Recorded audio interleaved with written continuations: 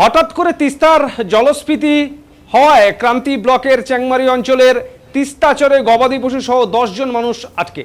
ঘটনাস্থলে ক্রান্তি রিমেল সোরেন, ক্রান্তি পুলিশ ফাঁড়ির ওসি বুদ্ধদেব ঘোষ সহ স্থানীয় প্রশাসন, ব্লক প্রশাসনের তৎপরতায় দ্রুত এনবিআরপি টিমের সাথে যোগাযোগ করা হয়।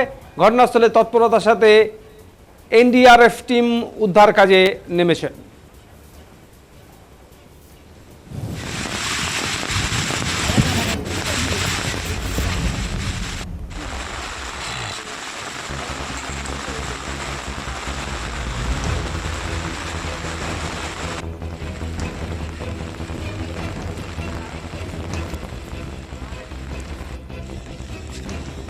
দশজন মানুষ আটকে রয়েছে। এলাকা পরিদর্শনে ইতিমধ্যে বিডিও সাহেব এবং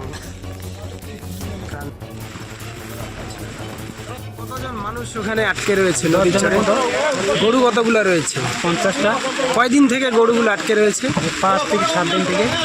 আর মানে যারা ছিল, যে লোকগুলো ওরা যে আটকে রয়েছে, ওরা কবে গেছে? ওরা আজকে সকালে গেছিল। আপনার নাম? আইনুল হক। এই জায়গাটার নাম? নেওলা বস্তি। কতজন মানুষ